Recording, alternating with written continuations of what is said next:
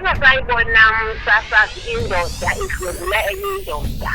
Sazi ngokuthi ngabantu besifazane abadla ngokudlwengulwa ngabantu abangotata.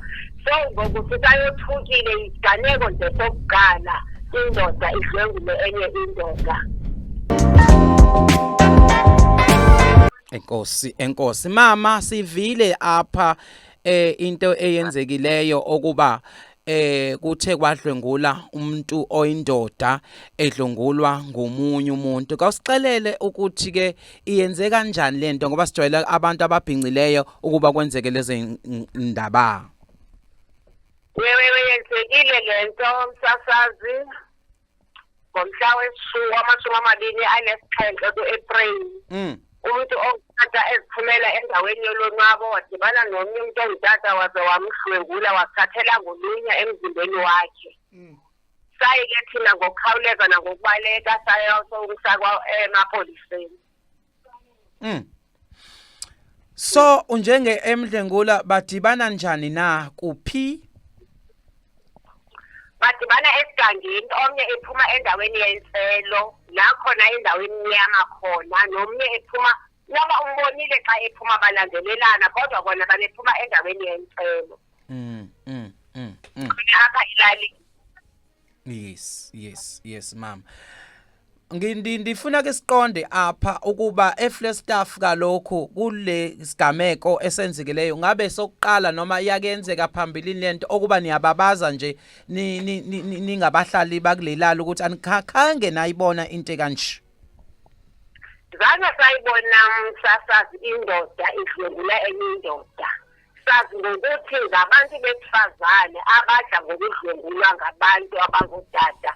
So ngokuthi sayothukile isiganeko nje sokuqala indoda idlwengule enye indoda eFlagstaff. Zange sayiphuthe enkulu. Hlampe ma sifuna ukuchecka la siyazi ukuthi le igameke ingajwayelekile mazenzeka uyuthi uma uyobika emaphoyiseni bangayithathi serious kungabe lesikhathi utata eyobika emaphoyiseni noma lo wesilisa eyobika emaphoyiseni isimo hlampe lesikhathi bemsiza sibe kanjani? Isimo sakhe kade bemsiza kade lila apha endleleni elila kakhulu engekapholi njengaphakathi isamvuse amanxeba ukuthi izoba ihlazo indoda idlwengule enye indoda. Isimo sakhe besingekho right ingakho sesaphuma sahamba samsa emtholampilo ekliniki. Meye clinic ngabe mhlambe bamnikezile usizo siyazi ukuthi mawudlenguliwe regardless ukuthi ngowesilisa noma ngowesifazane kunale indawo ezibizwa ngothuthuzela la uthola ukululekwa nangokwengqondo kungabe watholile lawo ma service. Wesile organization sizame nakona ukubana makayichole intuthuzelelo ngokwasemoyeni bamenzela kona neleta eyakononhlalonhle. Yolonhlalonhle ke bafika ke bamcounsela ke njengoba beqhele ukwenza xa uthe wadlwengulwa ke nokuba wesithi ke isimo sohlukumezeko into uyithole eqala icounseling bayenzile ke nangoku bathe bazomana bemvisita kwindawo ahlala kuyo. Ngiyezwa ma ukuthi nje obusho ukuthi uvela kwi-organization kungabe mhlambe nina as an organization ukuphe nicabanga ukuthi ishuthi ifanele nike niufundise umphakathi noma nikwenze ekubeni ukuthi abantu bakwazi ukuthi impela kuyenzeka ukuthi indoda idlwengulwe so okusho ukuthi nezingane zabafana kubazali kuyadinga ukuthi ngempela bazigade.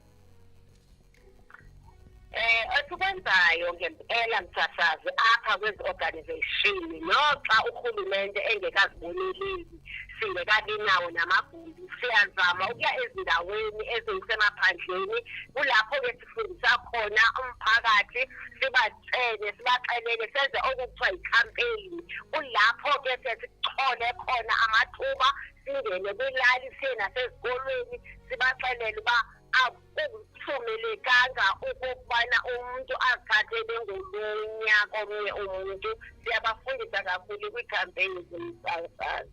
Ngabe umsolwa useboshiwe noma mhlawumbe usagcwele amathafa? Umsolwa aseyiboshiwe kade evele kwinkundla kamayobingelela uMantyi ngomhla weshumi elinesine lebingale izolo nakulesi epheleyo beyile eyobingelela uManti ngoba ityala lingomhla we-28. ongomhla ka28 ngifuna ke sibheke la ukuthi injani itrauma kuyena lo tata odlenguliwe ngoba ngiyathemba ukuthi uthuke kakhulu itrauma injani unayo ifamily bengabe enonkosikazi uthini unkosikazi nabantwana kulemeko abhekane nayo kulomndeni